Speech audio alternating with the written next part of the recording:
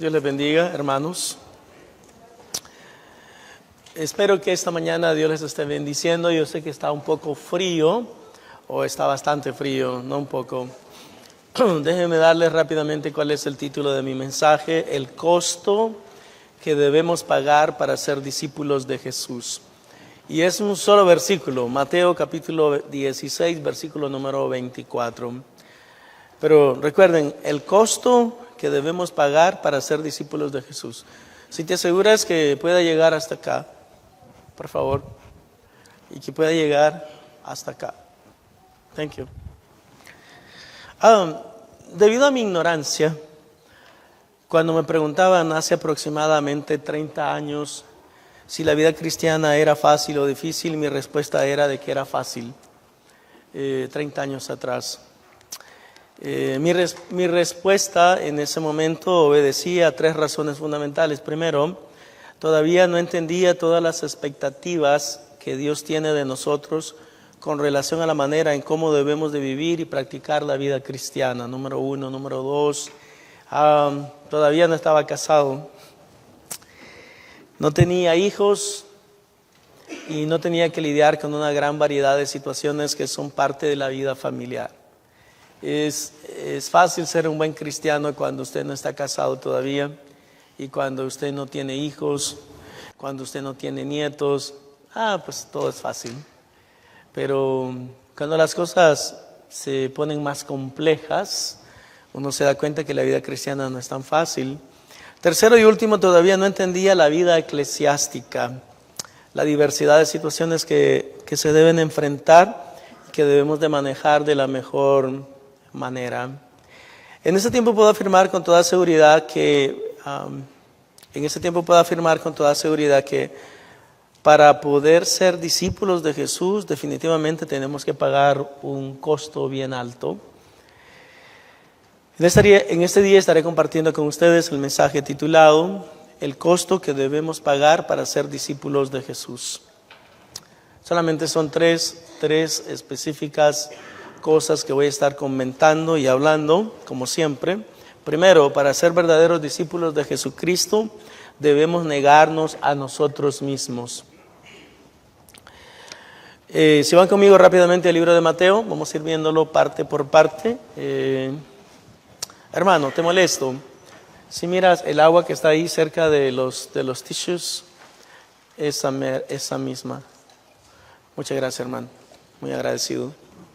Muy agradecido, muy agradecido. Pedro Vargas. Mateo 16, 24 dice: entonces dijo a sus discípulos, si alguno quiere venir en pos de mí, niéguese a sí mismo. Esa es la parte que vamos a estar estudiando. Sinceramente, la primera vez que leí este pasaje, obviamente nuevamente basado en la inhabilidad de poder entender los pasajes de una mejor manera, yo dije, ok, niéguese a sí mismo, ya no soy yo. Okay.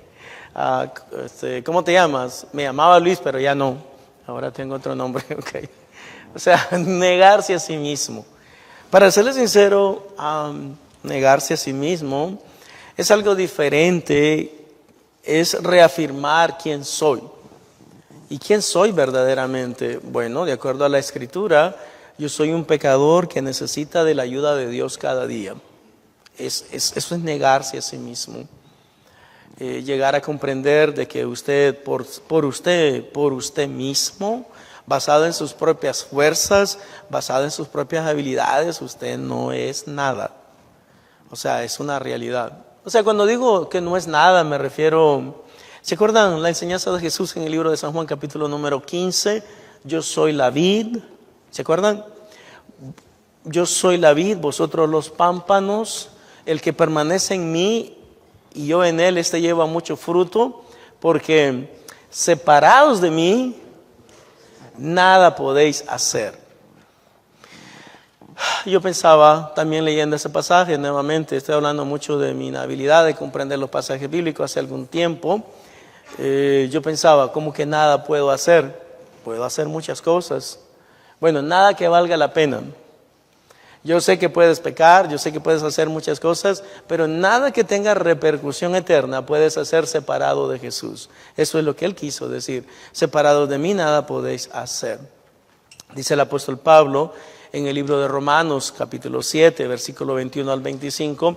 Por favor, les invito a, yo creo que sí, gracias hermanos, los que lo están haciendo, que lo lean, ¿verdad? No vayan a su Biblia porque perdemos mucho tiempo, pero léanlo enfrente de lo que ustedes tienen, porque eso es muy importante que usted lo lea. Así que, hermanos, queriendo yo hacer el bien, hallo esta ley, que el mal está en mí. Ok, se lo voy a ir explicando brevemente. Lo que quiere decir el apóstol Pablo es de que nosotros todavía tenemos nuestra vieja naturaleza y la vieja sigue viviendo con nosotros. La vieja naturaleza, ok, sigue viviendo con nosotros. Porque según el hombre interior, ¿cuál es el hombre interior? El hombre nacido de nuevo. El hombre interior, el hombre que ha nacido de nuevo, de acuerdo a San Juan capítulo número 3, me deleito en la ley de Dios. ¿Sí están conmigo hasta acá? Versículo número 23, pero veo otra ley en mis miembros que se revela contra la ley de mi mente y que me lleva cautivo a la ley del pecado que está en mis miembros, miserable de mí. ¿Quién me librará de este cuerpo de muerte? Gracias doy a Dios por Jesucristo, Señor nuestro. Así que yo mismo con la mente sirvo a la ley de Dios, mas con la carne a la ley del pecado. Ok, ponga atención, porque esto es una dualidad y que tenemos que tener mucho cuidado. El apóstol no está diciendo de que él vive pensando solamente en agradar a Dios y haciendo lo malo.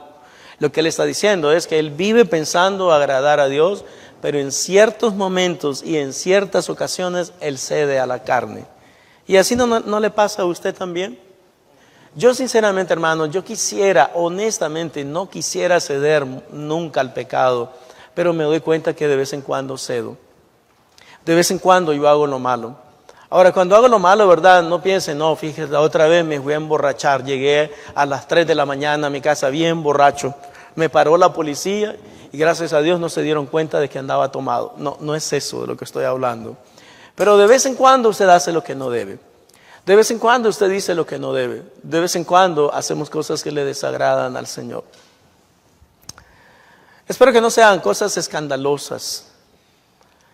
Que no venga usted un domingo y que me diga, pastor, tengo algo que decirle. ¿Qué pasó, hermano?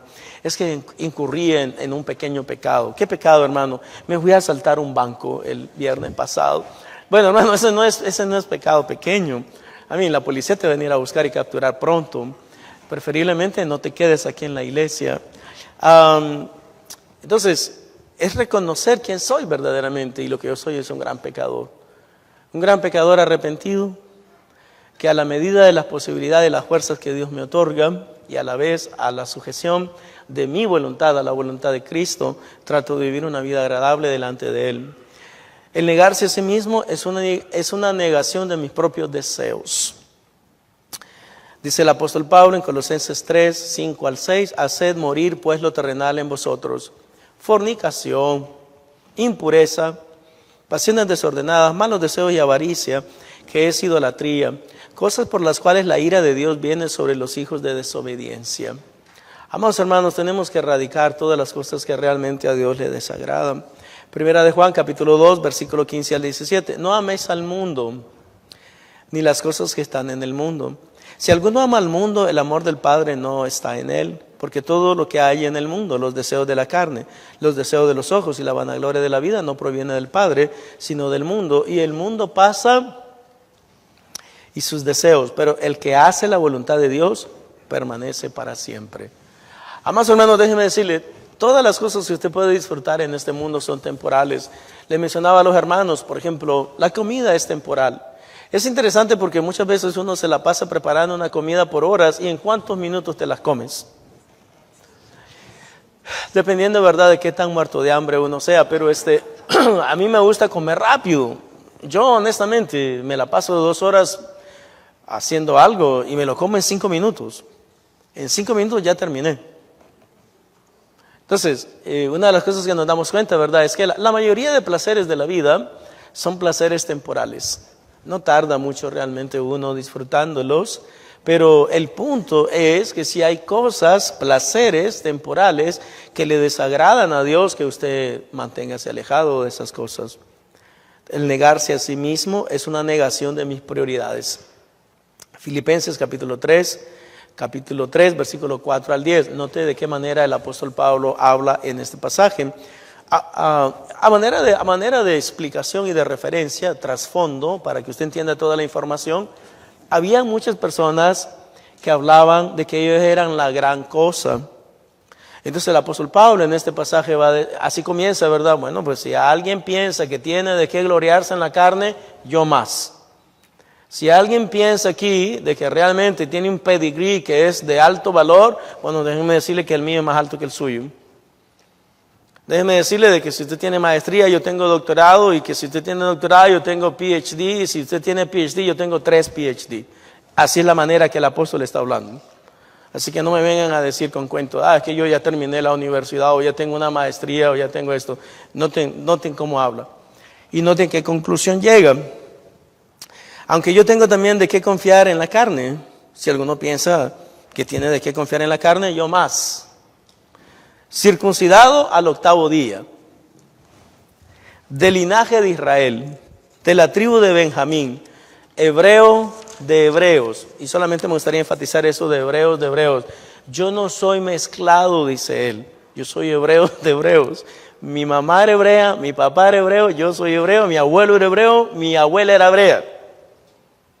Aquí es un puro hebreo, dice el apóstol Pablo, ¿verdad? No yo no soy hebreo.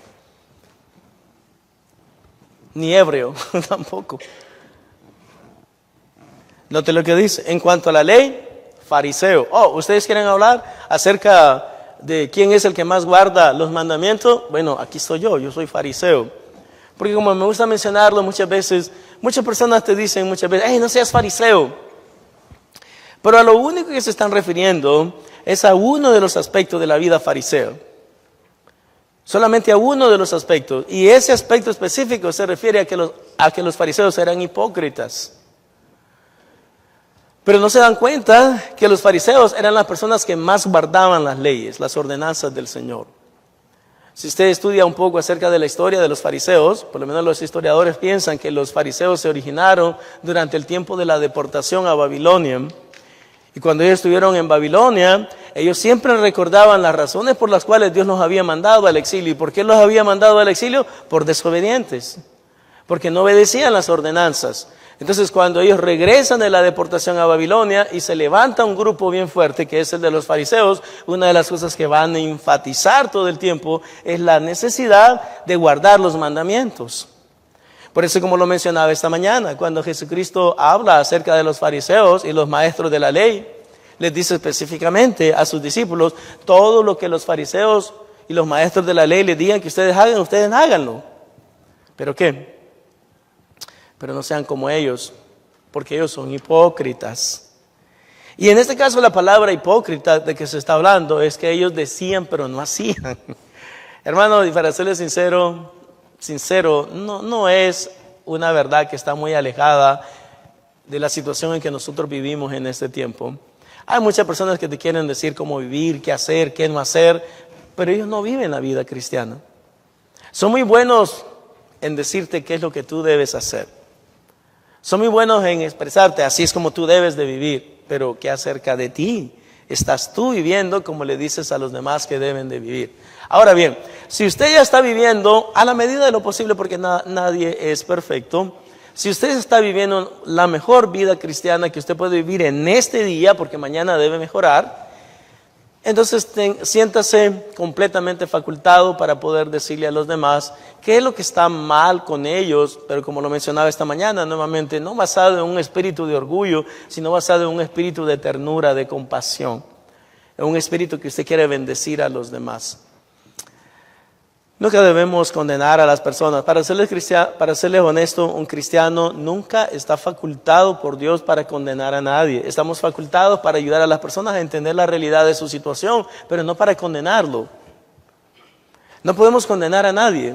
Usted no es juez, Dios no lo ha puesto como juez. Es muy interesante. Pero algunas veces, ¿verdad? Lamentablemente nos levantamos como jueces. Versículo número 6, en cuanto al celo, perseguidor de la iglesia. En cuanto a la justicia que es en la ley, irreprensible. Ponga atención en esto.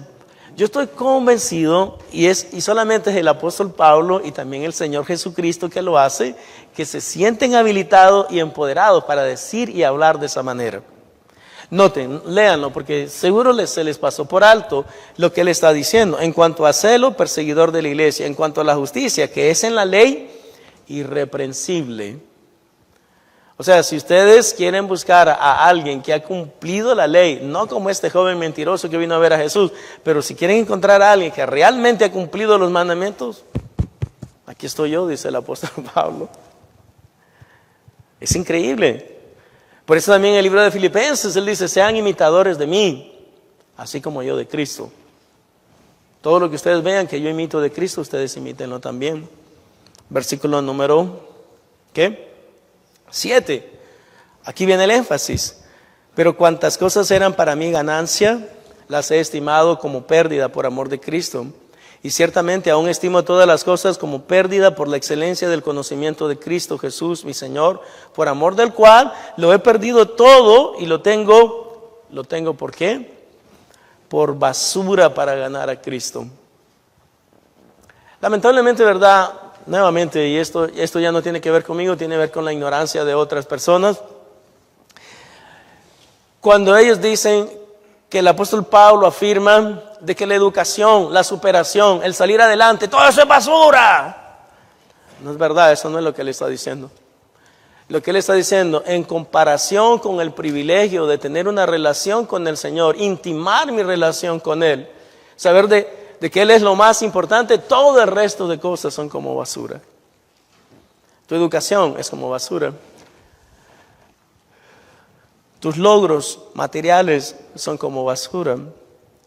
Y ser hallado en Él no teniendo mi propia justicia que es por la ley, sino la que es por la fe de Cristo, la justicia que es de Dios por la fe, a fin de conocerle y el poder de su resurrección y la participación de sus padecimientos, llegando a ser semejante a Él en su muerte. Hay 3 cosas que me gustaría que usted ponga atención en este versículo número 10. Note lo que dice, a fin de conocerle. Yo me pregunto, ¿cómo alguien como el apóstol Pablo puede decir a fin de conocerle? No sé si ustedes están conmigo, a fin de conocerle. Ahora, pero noten de lo que está hablando, noten lo que está hablando, porque la segunda parte de ese versículo nos explica bien qué es lo que está diciendo. Dice él, a fin de conocerle y el poder de su resurrección.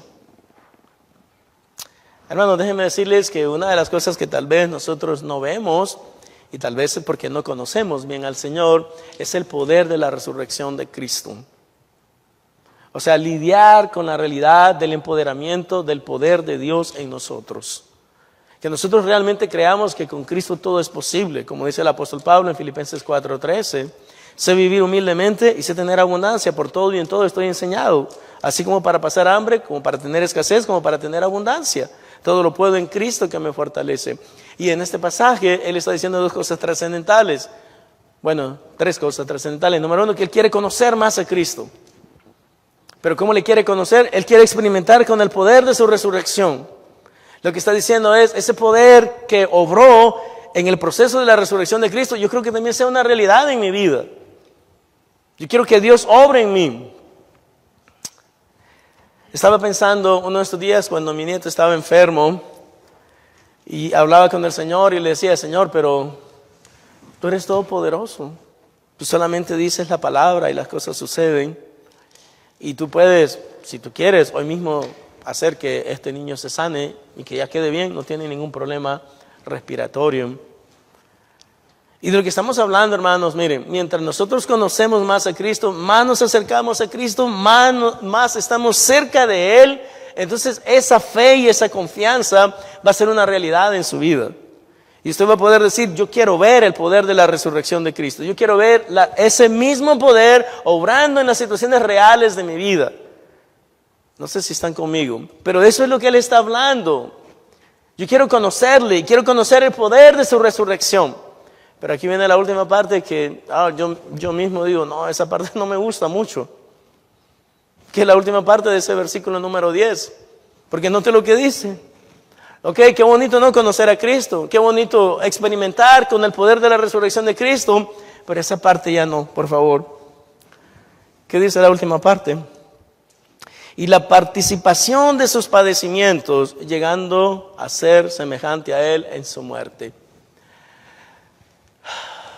Bueno, déjeme decir lo que le está diciendo, aunque usted no quiera oírlo tal vez. Pero lo que está diciendo es, yo quiero sufrir por Cristo.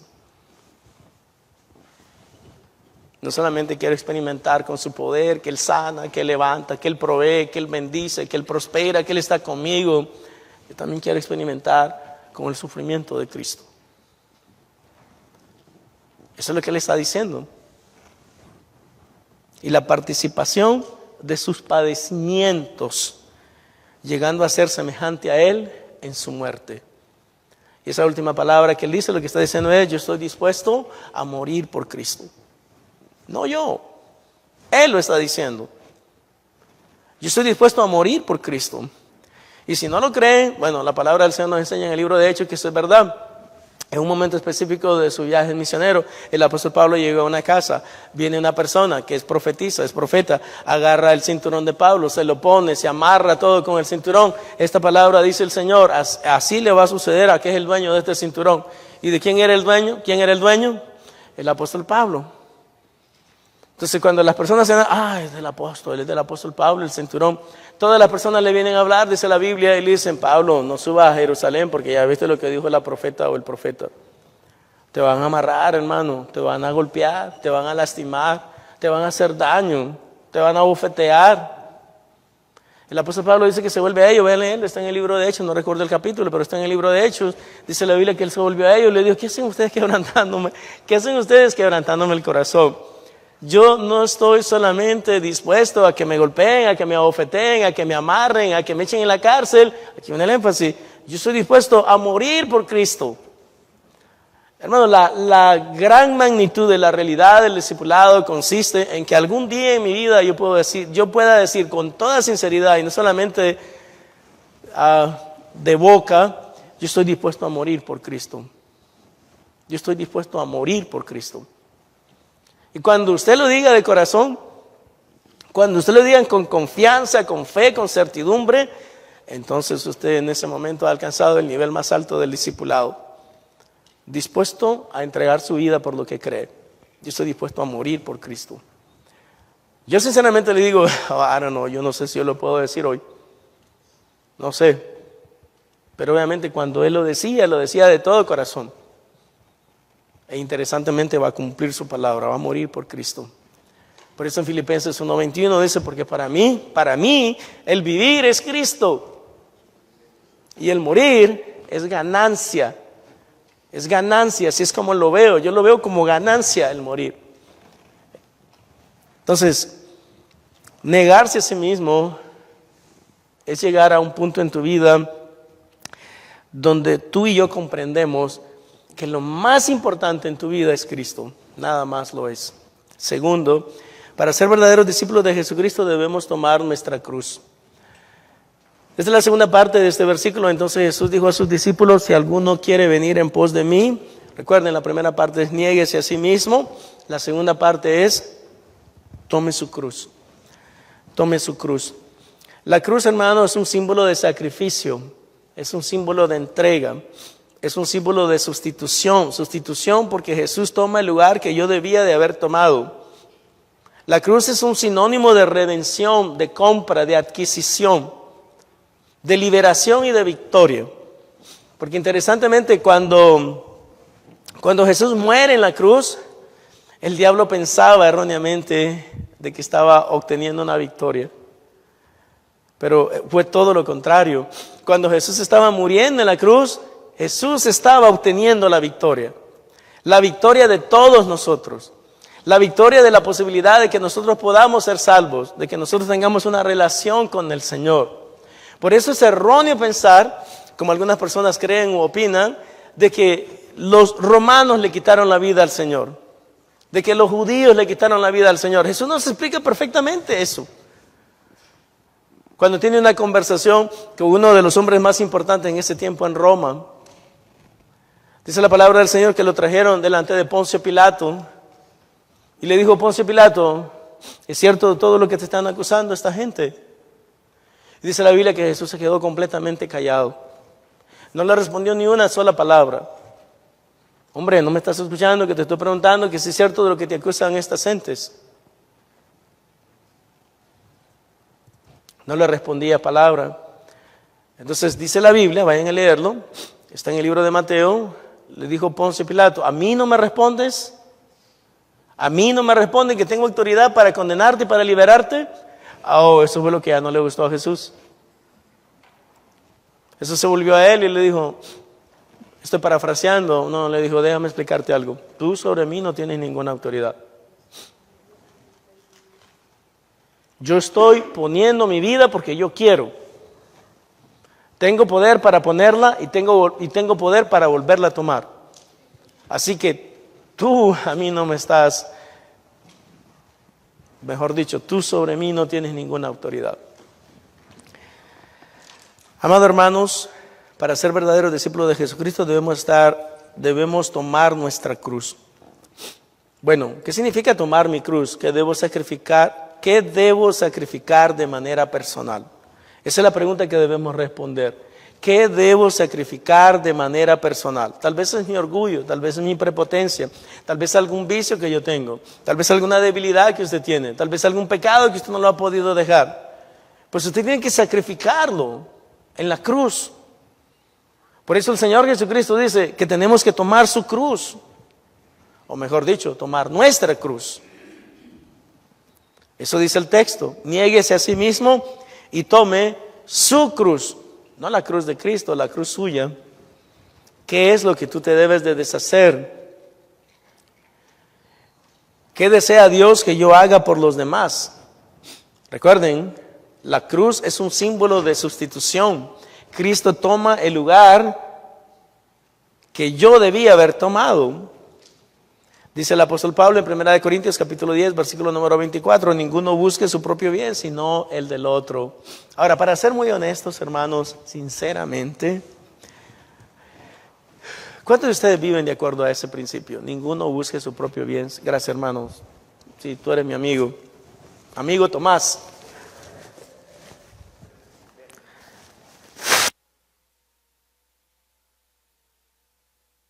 De acuerdo a ese principio.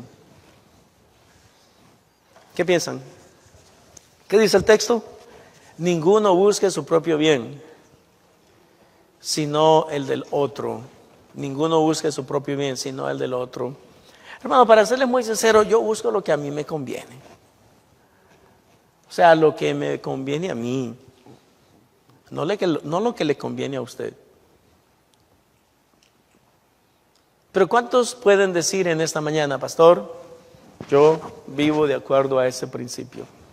Yo no busco mi propio bien, sino el del otro. Le voy a dar algunos ejemplos para que lo entendamos. Número 1, si usted va a comprar un carro, ¿cuánto quiere pagar por el carro? Lo menos que pueda. Lo menos que pueda. ¿Y la otra persona, el que lo está vendiendo? ¿Qué quiere el que lo está vendiendo? Venderlo en lo más que pueda. Entonces, ¿qué significa cuando usted va a comprar algo? Si le va a aplicar este versículo, ninguno busque su propio bien, sino el del otro. ¿Ah? Que el otro piense en mi bien, ¿verdad? Así es como usted piensa, que el otro piense en mi bien y que me lo regale. Tiene que pensar en mi bien. No, el principio es, amados hermanos, que debemos pensar en los demás. Ese es el principio y no debemos tomar ventaja de los demás. Si a usted le van a hacer algún trabajo, ¿cuánto quiere pagar por el trabajo? No sé, le van a poner un piso. Viene la persona a ver el trabajo. ¿Cuánto quiere pagar? Lo menos que pueda. Bueno, la realidad es que debemos de pensar un poquito más cristianamente y pensar, yo creo que lo que realmente este versículo nos dice es que debemos de ser justos. Debemos practicar la justicia. Debemos vivir una vida equidad. ¿En qué área de mi vida necesito obtener una victoria? Probablemente hayan áreas en tu vida en que realmente necesitas obtener la victoria. Tercero y último, para ser discípulo de Jesucristo debemos seguirle. Hermanos, ponga atención porque esto es algo muy importante. Una de las cosas que me he dado cuenta en la vida cristiana es que algunas veces yo no estoy siguiendo a Cristo. Yo estoy siguiendo mis propios deseos, estoy siguiendo mis propias vanidades, estoy siguiendo mi propia carnalidad. Y en esos precisos momentos yo le puedo garantizar de que yo no estoy siguiendo a Cristo. Ahora, ¿qué sucede si usted no está siguiendo a Cristo? Déjeme decirle algo que es una gran verdad. Si usted no está siguiendo a Cristo, está siguiendo su carnalidad, o está siguiendo al mundo, o está siguiendo lo que usted desee seguir, pero no es un seguidor de Jesucristo. Jesús dice en este pasaje, versículo número 24 del capítulo 16 del libro de Mateo: entonces Jesús dijo a sus discípulos, si alguno quiere venir en pos de mí, niéguese a sí mismo, tome su cruz y sígame. Para poder seguir a Jesús debemos andar en el Espíritu. Ahora, ponga atención. Para poder seguir a Jesús debemos andar en el Espíritu. Gálatas capítulo 5, versículos 16 y 17. Digo pues, andad en el Espíritu y no satisfagáis los deseos de la carne, porque el deseo de la carne es contra el Espíritu y el del Espíritu en contra de la carne, y estos se oponen entre sí para que no hagáis lo que quisierais. Ok. Lo que significa, honestamente, no sé si ustedes los miraban ya hace mucho tiempo, ahora ya no, casi no los presentan, pero se acuerdan en las caricaturas o los muñequitos que presentaban hace muchos años y que salía como un diablito hablándole a la persona aquí. La persona quería hacer lo bueno, pero el diablito le decía lo malo que debería hacer. E interesantemente, esa lucha nosotros la tenemos todo el tiempo. Tenemos una lucha continua en contra del diablo. Y lo que quiero decir en contra del diablo, básicamente es en contra de su carnalidad. Por eso, hay un predicador que vivió hace algún tiempo, su apellido era Moody. Una de las cosas que él oraba era para que Dios lo librara de él mismo. Que Dios lo libre de él mismo. Y lo que quería decir con eso, ¿verdad?, es de la carnalidad que está presente en nuestras vidas. De nuestros arrebatos de ira, de nuestro desenfreno, de nuestro deseo de hacer lo malo algunas veces, de nuestro deseo de decir lo que no debemos, de hacer lo que no debemos, de ir a los lugares donde no debemos ir. Pero tenemos que andar en el Espíritu. Andar en el Espíritu. Andar en el Espíritu significa, de manera literal, de que usted está pensando todo el tiempo cuáles son las cosas que estás haciendo, por qué las estás haciendo, y está tratando de determinar si esas cosas le agradan a Dios o no le agradan. Si usted analiza su vida la semana que acaba de pasar, ¿usted piensa que todas las cosas que usted hizo le agradan a Dios? Piense por un minuto. Si usted duerme demasiado, ¿usted piensa que eso le agrada a Dios? Si se levanta a las 11 de la mañana todos los días, ¿usted piensa que eso le agrada a Dios? Si le desobedece a sus padres, ¿usted piensa que eso le agrada a Dios? Si usted no se esfuerza en el trabajo, ¿usted piensa que eso le agrada a Dios? Si usted responde de una manera grosera cuando alguien le ofende, ¿usted piensa que eso le agrada a Dios? Yo no creo que le agrade a Dios.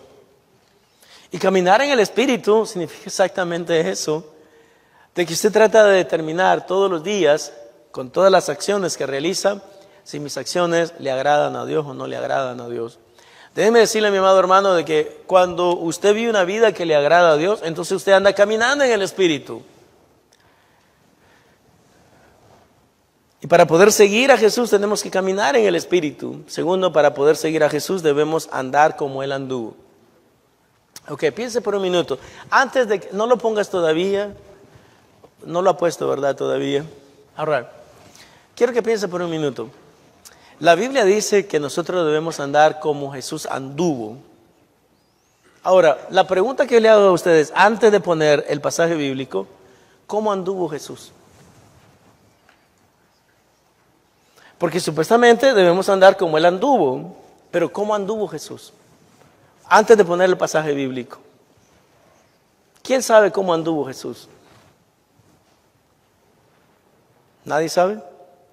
¿Solo yo sé? Perdón, ¿cómo anduvo? Ok, ahí va más o menos. Mi hermano estaba brillante. Es negrito, pero es brillante. ¿Cómo anduvo Jesús? Porque vamos a aprender en un minuto que hay que andar como Él anduvo. Gracias, hermano. Vamos a leerlo. Para poder seguir a Jesús debemos andar como Él anduvo.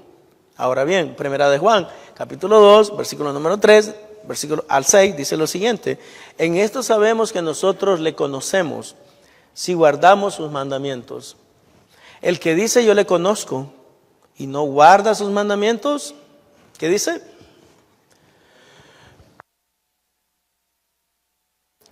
El que dice yo le conozco y no guarda sus mandamientos, el tal es mentiroso y la verdad no está en él. Pregunta, ¿cuántos mentirosos hay aquí?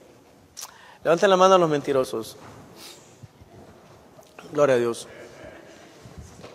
Bueno, recuerden, es un buen principio que dice primera de Juan, si confesamos nuestros pecados, Él es fiel y justo para perdonar nuestros pecados y la sangre de Jesucristo su Hijo nos limpia de todo pecado. Créamelo, el mejor lugar para cambiar de vida es cuando usted confiesa la realidad de su situación. De otra manera, es un problema psicológico mental. Que tiene problemas usted, se llama negación. Y la negación nunca te va a llevar a ningún lugar. Dice el texto en el versículo número 5, pero el que guarda su palabra, en este verdaderamente el amor de Dios se ha perfeccionado. Por esto sabemos que estamos en Él. El que dice que permanece en Él, noten, ahí está el pasaje que les digo que la Biblia dice que debemos andar como Él anduvo, ¿no es verdad? Ese versículo, lo pueden mirar ustedes ahí adelante. El que dice que permanece en Él, debe andar como Él anduvo. ¿Verdad que sí? Eso dice el texto. Bueno, ¿y cómo anduvo Cristo? Ahora sí, ¿cómo anduvo Cristo? Bueno, de seguro guardando los mandamientos, ¿no es verdad? 100% verdad. Vamos a ir al libro de Hechos, vamos a leerlo allí enfrente de ustedes. Hechos 10, 37 al 39, si están ahí. Pongan atención. Vosotros sabéis lo que se divulgó por toda Judea, comenzando desde Galilea, después del bautismo que predicó Juan. Cómo Dios ungió con el Espíritu Santo y con poder a Jesús de Nazaret, y cómo éste anduvo haciendo bienes y sanando a todos los oprimidos por el diablo, porque Dios estaba con él. ¿Cómo anduvo Jesús? Haciendo bienes y sanando a todos los enfermos. Aquí el énfasis obviamente es cómo anduvo Jesús haciendo el bien. No haciendo el mal, haciendo el bien. Siendo de bendición para los demás, siendo de ayuda para los demás, siendo de asistencia para los demás. Que los demás se dieran cuenta que podían creer en Él, que podían confiar en Él, que podían esperar en Él, que podían tener de Él todo lo que necesitaban. La ayuda espiritual que necesitaban. Dice la Biblia en ese versículo. Cómo Dios ungió con el Espíritu Santo y con poder a Jesús de Nazaret, y cómo éste anduvo haciendo bienes y sanando a todos los oprimidos por el diablo, porque Dios estaba con él.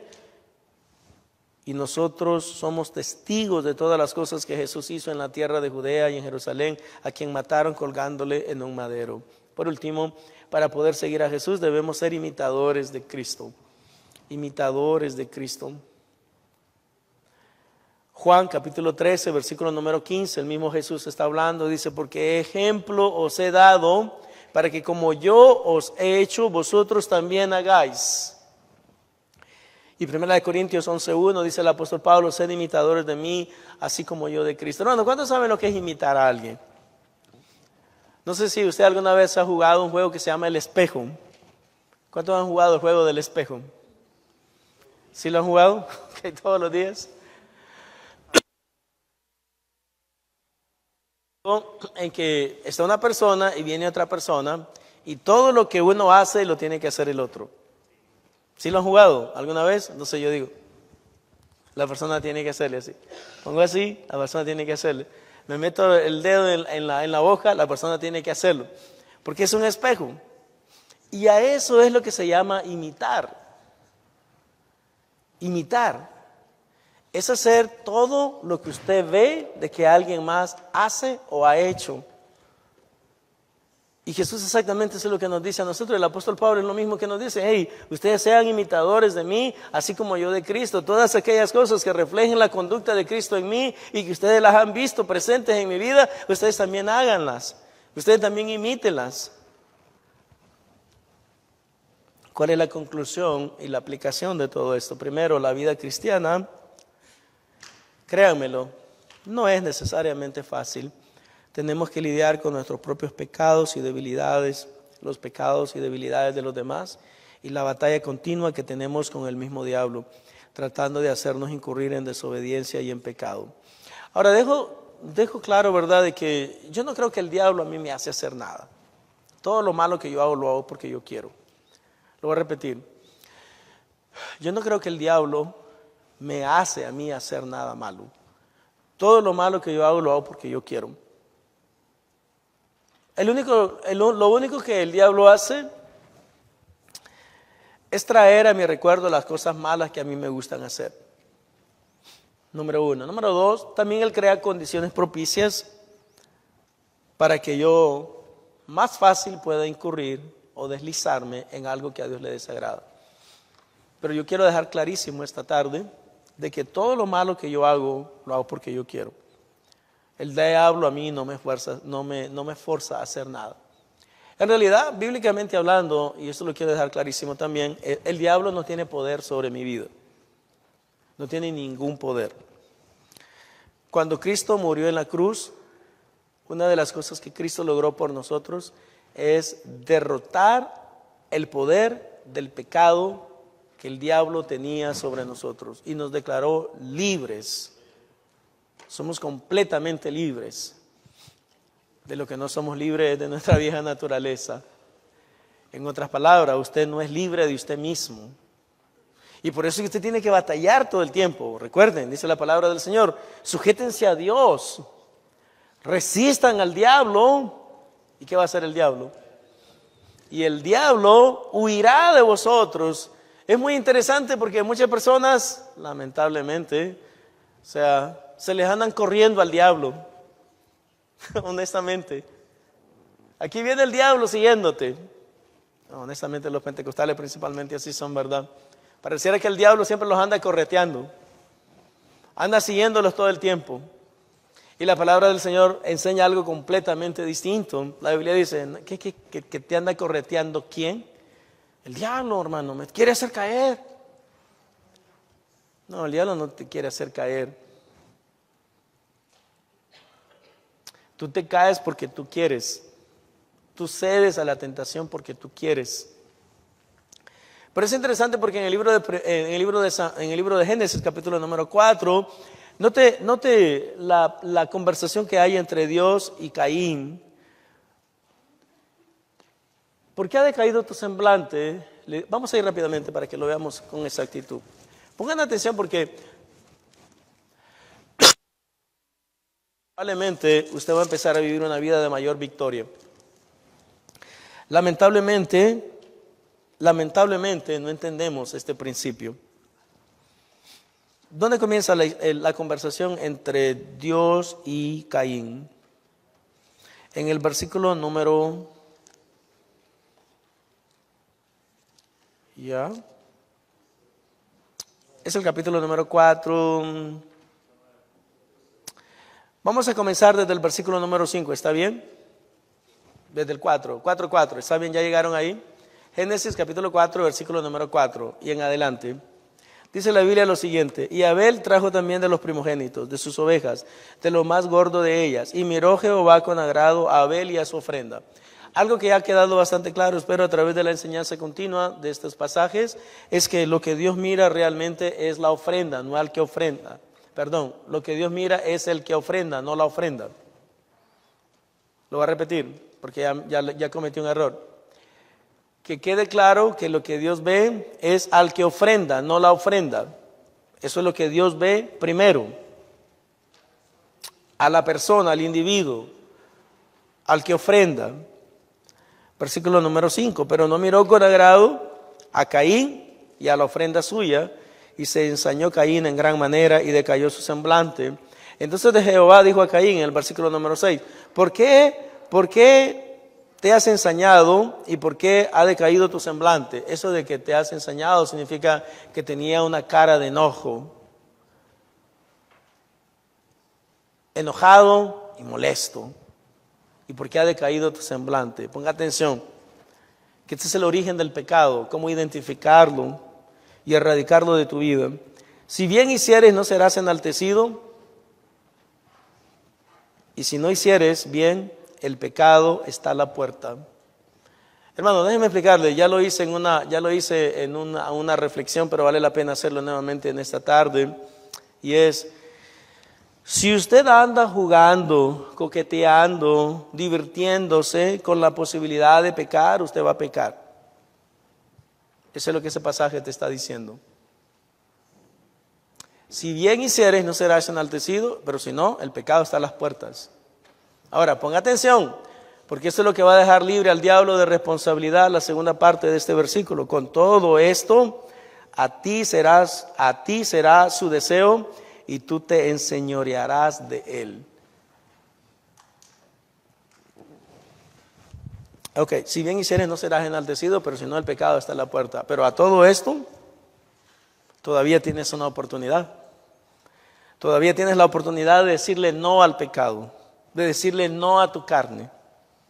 Pero no, tú te vas a enseñorear de ese deseo pecaminoso. Y así es como se origina el pecado en su vida.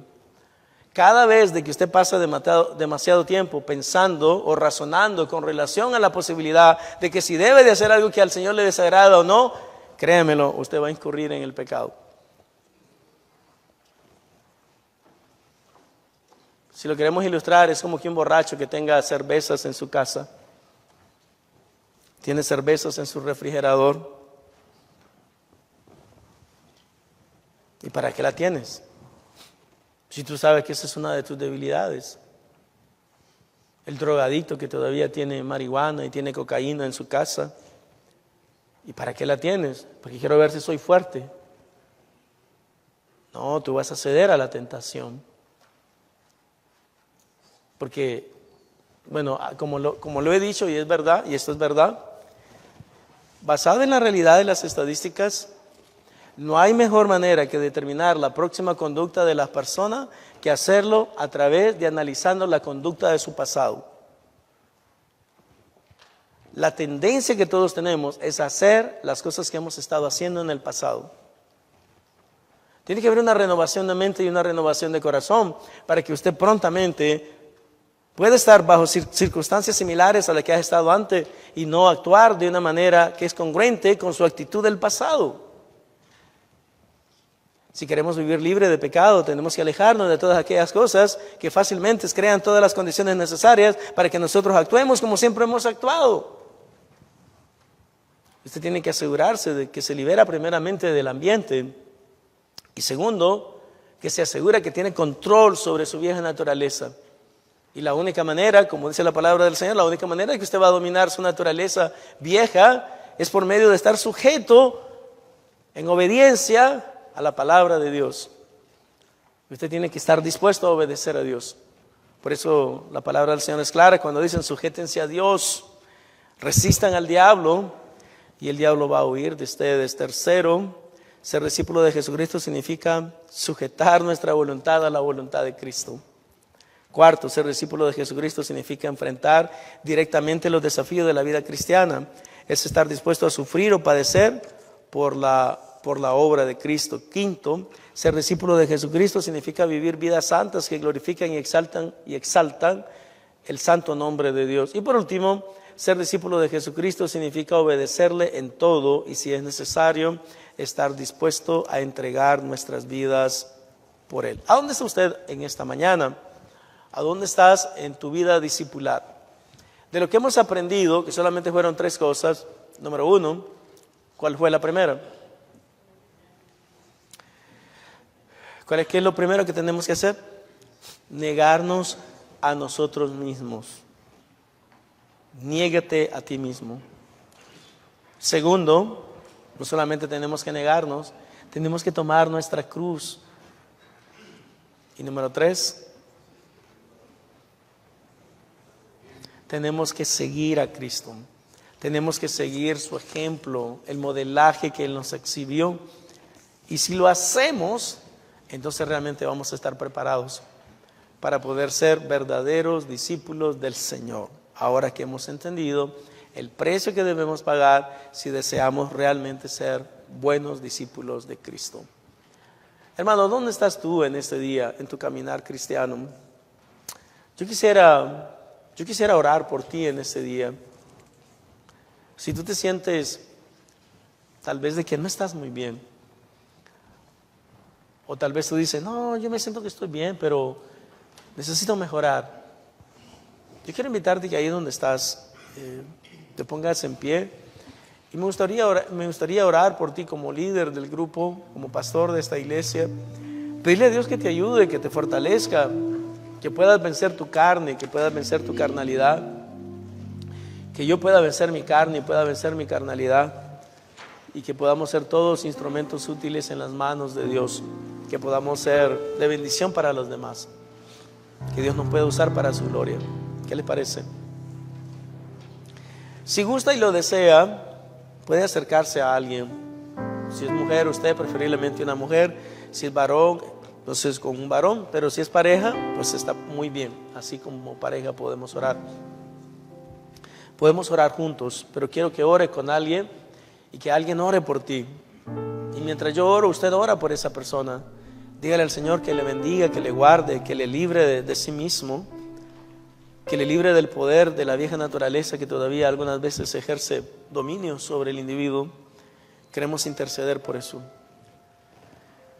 Encuentre a alguien, todavía tiene la oportunidad de hacerlo. Si está solo, busque a una mujer, si es mujer usted, busque a un caballero, si es caballero, y vamos a orar. Fíjese bien, todavía hay algunos hombres que están solos y tal vez podría usted encontrar a alguien para que ore con usted y por usted.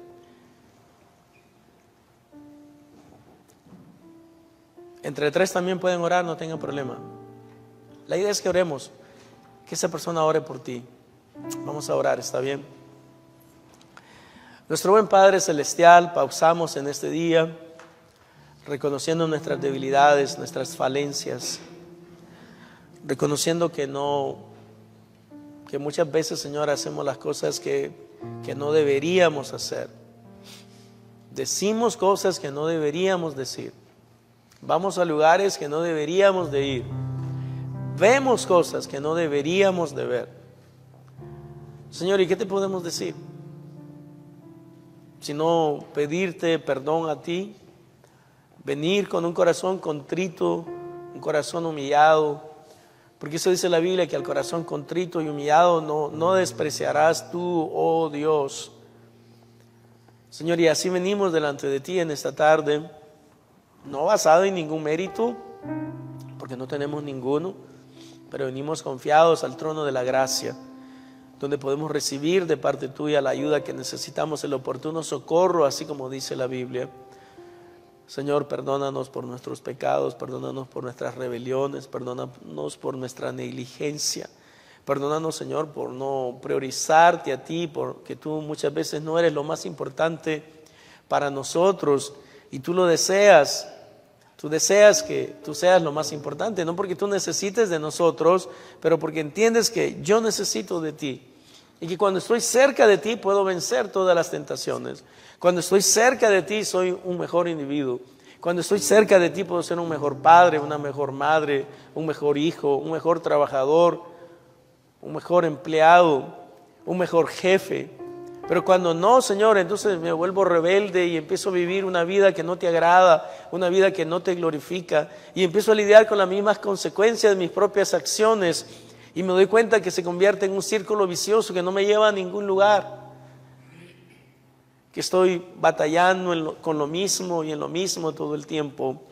Pero, Señor, en esta tarde queremos que tú nos ayudes.